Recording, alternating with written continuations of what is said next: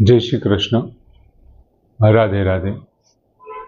मित्र, चौथा अध्यायना 18मा श्लोकमां भगवाने अर्जुनने वात करी के ज्यारे तू अकर्मनी अंदर कर्मने जोवा मंडीश अने ज्यारे तू कर्मनी अंदर अकर्मने जोवा मंडीश त्यारे तू आवुं ज्यारे थशे ने त्यारे मनुष्यमां सर्वश्रेष्ठ बनी जशे। बुद्धिमान मनुष्येषु स बुद्धिमान, ते मनुष्यमां बुद्धिमान थई जशे। एम પછી પણ ભગવાને વાત કરી, હવે અકર્મની અંદર કર્મને જોવા અને કર્મની અંદર અકર્મને જોવા। તમે જે કંઈ કર્મ કરો છો, જો એ નિર્લિપ્તતાથી કરવામાં આવે તો એ કર્મો બધા છે એ કેવા થઈ જશે? એ અકર્મ બની જશે। અને જે બધા જ અકર્મ છે એ લોકહિતાર્થે કરવામાં આવે તો એ સતત તમે કર્મ કરતા રહેશો, એમ છતાં એ કેવા થઈ જશે? એ તમારા કર્મ થઈ જશે। પણ એ કર્મ તમને બંધનરૂપ નહીં હોય એવું ભગવાને સ્પષ્ટ વાત કરી। અને 19મા શ્લોકમાં હવે ભગવાન કર્મના બીજની વાત કરે છે। બહુ ઓછા વ્યક્તિઓએ આ શ્લોકમાં કદાચ આવા ઉલ્લેખો કર્યા હશે કે આ કર્મ બીજ તરીકે છે એમ। કારણ કે અમુક વખતે અમુક મૂળ મુદ્દાઓને આપણે સમજવા, દાખલા તરીકે બહુ સરસ મજાનું મકાન જોઈ અને આપણે મકાનના વખાણ કરતા હોઈએ, બહુ ઊંચી બિલ્ડિંગ જોઈએ ને ત્યારે આપણે આમ ઊંચું આમ ડોકું કરી કહેતા ઓહો કેવડી ઊંચી છે, પણ અંદર તો જોવો જેટલી ઊંચી છે ને એ પ્રમાણે એની ઊંડાઈ પણ એટલી જ છે યાર। એમ આ શ્લોકમાં ભગવાને જે આગળના શ્લોક આપ્યા ને, આ શ્લોક એની ઊંડાઈ બતાવે છે। આ શ્લોક એનું બીજ છે। કોઈ ઘટાટોપ વડલો જોઈએ છે ને ત્યારે એ ટેટાની અંદરથી નીકળેલો એના બીજ વિશે વિચાર આપણે કરવો જ પડે। આ એનું બીજ છે। ભગવાન કહે છે કે યસ્ય સર્વે સમારંભાઃ કામ સંકલ્પ વર્જિતાઃ જ્ઞાનાગ્નિ દગ્ધ કર્મણામ તમ આહુ પંડિતમ બુધાઃ। યસ્ય સર્વે સમારંભા, યસ્ય એટલે જેના, સર્વે એટલે સંપૂર્ણ બધા, સમારંભા કર્મોનો આરંભ, સમ આરંભાઃ કર્મોનો આરંભ, જેના સંપૂર્ણ કર્મનો આરંભ, કામ સંકલ્પ વર્જિતા, કામ એટલે કામના, સંકલ્પ એટલે સંકલ્પ, વર્જિતા એટલે વગરના છે, વિનાના છે। જેના સંપૂર્ણ કર્મ કામ અને સંકલ્પ વિનાના છે। પછી શું કહે છે? જ્ઞાનાગ્નિ, જ્ઞાન અગ્નિ દગ્ધ કર્મણા, અને જેમના કર્મો, જેમના બધા કર્મો જ્ઞાન અગ્નિ દગ્ધા, જ્ઞાન રૂપી અગ્નિ વડે બળી ગયા છે। જેમના બધા કર્મો જ્ઞાનરૂપી અગ્નિ વડે બળી ગયા છે, તમ તે મહાપુરુષને બુધાહા, બુધાહા એટલે જ્ઞાની જનો, પંડિતમ આહુ પંડિત કહે છે। આવા વ્યક્તિને જ્ઞાની જનો પંડિત કહે છે। આમની પહેલાના થોડા શ્લોકમાં ભગવાન એમ કીધું તું કવયઃ અપી અત્ર મોહિતા, આ બાબતમાં જ્ઞાનીજનો પણ મોહિત થયા છે।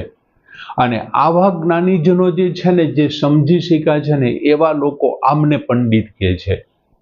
પંડિતમ આહુ તમ પંડિતમ આહુ પંડિતમ બુધાહ, જ્ઞાનીજનો તેમને પંડિત કહે છે। કોને પંડિત કહે છે? ભગવાને વાત કરી કે યસ્ય સર્વે સમારંભાઃ। મિત્રો, કોઈ પણ વિષય છે ને, એ વિષયોને આપણે સતત યાદ કર્યા કરીએ, સતત યાદ કર્યા કરીએ, સતત એનું ચિંતન કરો એટલે વિષય પ્રત્યે આપણી કોઈ એક ઇન્દ્રિયો છે એમના તરફ જાય છે। આપણે આ તમને સમજાવી દીધું છે, પ્રમાથિની ઇન્દ્રિયાણી પ્રસભમ મનંતી હરહ। પણ એમની પહેલાના બીજા અધ્યાયમાં એક શ્લોક આવ્યો હતો કે વિષયા વિનિવર્તન્તે નિરાહારસ્ય દેહિન રસો અપી રસવર્જમ પરમ દ્રષ્ટવા નિવર્તતે। એમાં એમાં વિષયોની વાત કરી હતી કે ભાઈ વિષય પ્રત્યે તમે સતત જો ચિંતન કરો, કોઈ વિષયનું તમે ચિંતન કર્યા કરો ને એટલે શું થાય? એમના પ્રત્યે તમારી લાગણીઓમાં ફેરફાર થઈ જાય, તમને સારા મંડે લાગવા। તમે પહેલી વખત કોઈ કદરૂપા વ્યક્તિને જોશો ને તો તમને આમ ચિતરી ચડી જશે, બહુ કદરૂપો હોય તેવો, આમ તમને આમ કંઈક થશે। પછી બીજી વખત, ત્રીજી વખત, 5મી, 10મી, 15મી વખત જોશે ત્યારે તમને હાવ એકદમ અનુકૂળ થઈ જશે. તમારી બાજુમાં સીટમાં બેઠો હશે તો તમને વાંધો નહીં આવે. એ કદાચ તમારો ઘરનો સભ્ય હશે તો તમને એનાથી કોઈ પ્રોબ્લેમ નથી, સાથે બેસીને જમી શકવાના, સૂગ નહીં ચડે. ડોક્ટરીનું ભણવાવાળા છોકરા છે, પહેલી વખત જ્યારે ડેડ બોડીને જોવે છે ત્યારે ઘણા છોકરાઓને ચક્કર આવી જાય છે. એમના ક્લોરીફાઈનની ગંધથી એ નથી સહન કરી શકતા. પછી 24 કલાક એમની સાથે રહે છે છતાં એને કાંઈ નથી થતું. શું કામ? એનું ચિંતન છે એમને એવું કરી નાખે છે. એટલે વિષયોનું સતત તમે ચિંતન કરો ને મિત્રો, એટલે તમને વિષયો ગમવા માંડે. વિષયો શું થાય? ગમવા માંડે. અને એ આ મારા માટે સારા છે, આ મને કામમાં લાગશે, આ મારે જરૂર પડશે ત્યારે આ ઊભા રહેશે, આવું બધું થવા માંડે. આવું વિષયો તમને જ્યારે ગમવા માંડે, તમને સારા લાગવા માંડે, એમને સમ્યક બુદ્ધિ કહેવાય. વિષયો પ્રત્યેની તમારી સમ્યક બુદ્ધિ થાય. અને એ જે સમ્યક બુદ્ધિ થઈને એને સંકલ્પ કહેવાય. શું કહેવાય? સંકલ્પ કહેવાય. જો આમાં પહેલી લીટીમાં ભગવાન શું કહે છે? યસ્ય સર્વે સમારંભા કામ સંકલ્પ વર્જિતા. તો સંકલ્પ કોને કહેવાય? કે તમને વિષયો ખૂબ ગમવા માંડે, એમના સારા સારા પાસા દેખાવા માંડે, કે જરૂર પડે મને કામ લાગશે, મારા માટે આ સારા છે, મારે આની જરૂર છે, મને એ મદદ કરશે, આવું થવા માંડે. એમાં સમ્યક બુદ્ધિ જાગૃત થાય અને એમને સંકલ્પ કહેવાય.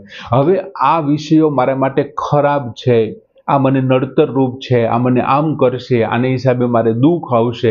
જ્યારે તમારા મનમાં વિષયો પ્રત્યે આવી નેગેટિવિટી જાગૃત થાય ત્યારે એ બુદ્ધિને વિકલ્પ કહેવાય. શું કહેવાય? વિકલ્પ. જ્યારે સંકલ્પ અને વિકલ્પ છે ને દરેક મનુષ્યના મનમાં સતત ઉઠતા જ રહેતા હોય, સતત ઉઠતા રહેતા હોય. સંકલ્પ અને વિકલ્પ, વિષયો પ્રત્યે સારું વિચારવું અને વિષયો પ્રત્યે ખરાબ વિચારવું, આ ચાલુ જ હોય. હવે સારું વિચારવાનું, સમ્યક બુદ્ધિએ ખૂબ સારું વિચાર્યું ત્યારે ધીમે ધીમે વિકલ્પ શું થતા જશે? અલોપ થતા જશે, નાશ પામશે. અને જ્યારે વિકલ્પ નાશ પામશે ને ત્યારે એકલા સંકલ્પ જ તમારી પાસે રહેશે કે આ સારું છે, આ કામ લાગશે, આ આપણા માટે છે, આ મજાનું છે, આનાથી આનંદ આવશે, આનાથી રાજી થશો, પરિવાર ખુશ થશે. આમ જ્યારે તમારામાંથી વિકલ્પ જતા રહ્યા અને માત્ર સંકલ્પ જ બાકી રહ્યા, પછી શું થયું? ત્યારે તમને એ વિષયો પ્રત્યે ઈચ્છા જાગૃત થઈ. ઇન્દ્રિયોના વિષયો પ્રત્યે તમને ઈચ્છા જાગૃત થઈ, તમને કામના જાગૃત થઈ. શું થયું? તમને કામના જાગૃત. એ ઈચ્છાને શું કહેવાય? કામના કહેવાય. એટલે ભગવાને જો અહીં છેલ્લો શબ્દ શું આપ્યો? કામ સંકલ્પ વર્જિતા. કામ અને સંકલ્પથી, સંકલ્પ વિનાના, એ કામના જાગૃત થઈ તમને અને કામના જાગે છે.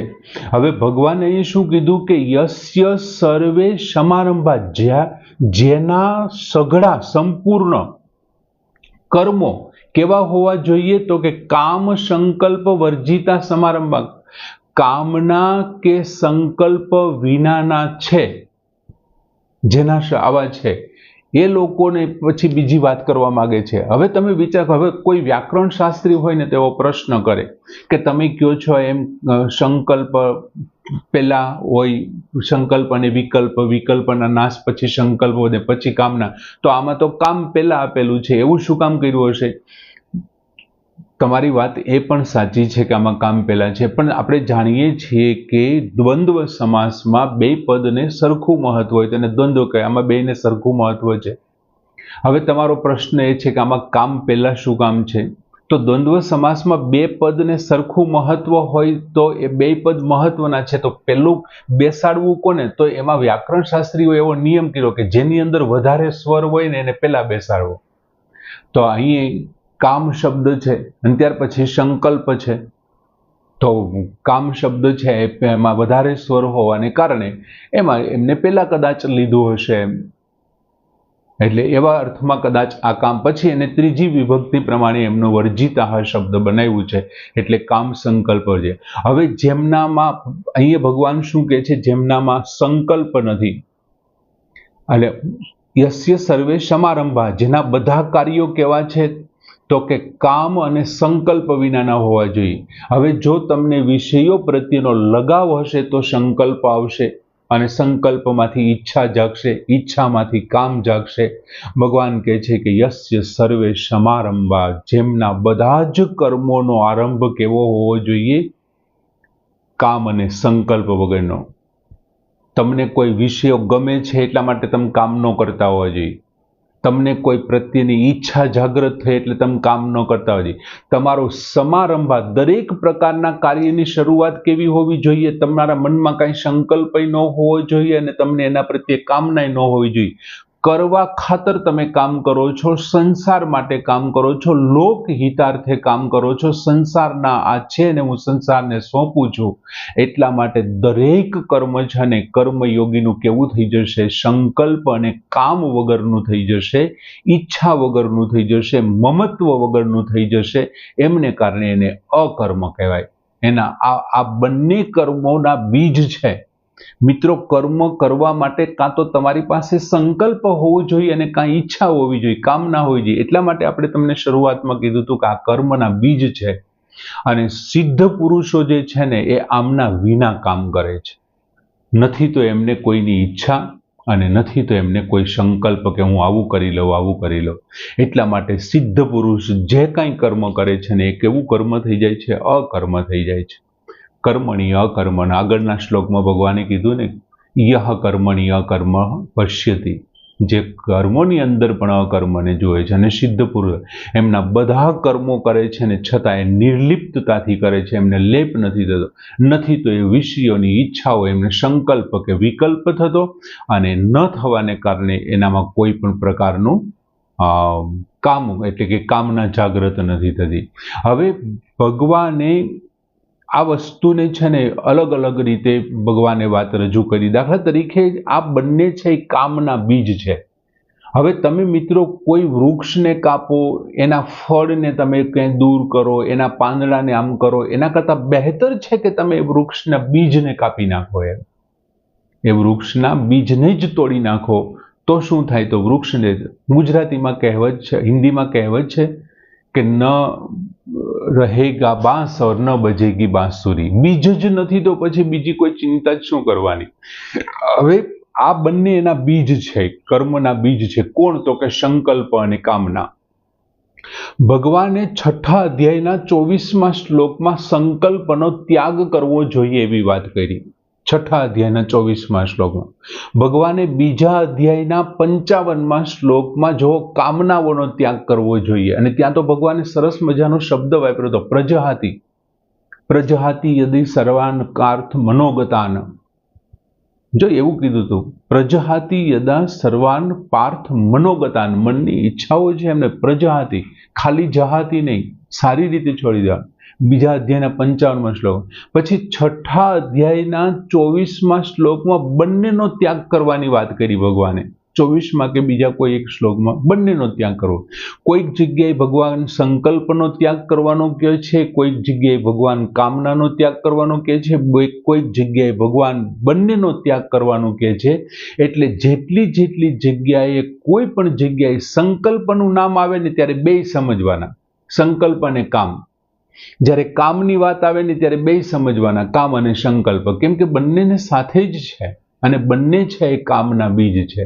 બીજું, મનુષ્ય, આપણે ઘણી વખત ગાડીને એવું બધે ઉદાહરણોમાં આપેલા છે કે ગાડી પડી હોય તો એન્જિન ચાલુ છે પણ વ્હીલ ફરતા નથી, ગતિ થતી નથી. એન્જિન ચાલુ છે ને ગતિ થાય છે, ખાલી વ્હીલ ફરે છે ને એન્જિન બંધ છે એવું છે. પણ એ પ્રમાણે મનુષ્યની જુદી જુદી ગતિઓ છે, મનુષ્યની જુદી જુદી વાત છે. અને દાખલા તરીકે મનુષ્યની ઉત્તમ અવસ્થા કઈ? તો કે કોઈ પણ પ્રકારની કામના ન હોય અને કર્મ થાય ને એને ઉત્તમ કહેવાય. કામના હોય અને કર્મ થાય, એક એવી અવસ્થા છે. કામના હોય અને કર્મ ન થાય, એક એવી અવસ્થા છે. કામના ન હોય અને કર્મ થાય, એક એ અવસ્થા છે. જો શ્રેષ્ઠ અવસ્થા કોઈ ગણવી હોય ને મિત્રો, તો કોઈ પણ પ્રકારની કામના ન હોય અને કર્મ થતું હોવું જોઈએ, એ ઉત્તમ અવસ્થા. કોઈ પણ પ્રકારનો નિર્લિપ્તતાથી કર્મ કરવામાં આવે, કોઈ પણ પ્રકારનું કર્મ હોય, તો જો નિર્લિપ્તતાથી કરવામાં આવે ને તો પછી એને માટે કંઈ બીજું છે જ નહીં. હવે ભગવાન કહે છે આવું કરવા માટે તારે શું કરવું પડે. બીજી પંક્તિમાં પહેલા જ શબ્દમાં ભગવાન કહે છે જ્ઞાન અગ્નિ દગ્ધ કર્મણા. જે વ્યક્તિએ પોતાના કર્મોને જ્ઞાનરૂપી અગ્નિથી બાળી નાખે છે.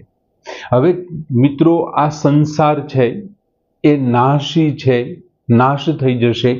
હું અવિનાશી છું, અજન્મા છું. આ સંસારમાંથી મને શરીર, ઇન્દ્રિયો, મન, બુદ્ધિ એ બધું મળ્યું છે. એ પ્રકૃતિ સાથે સંબંધ ધરાવે છે. મારે અને પ્રકૃતિને કંઈ લેવા દેવા નથી. હું જુદો છું.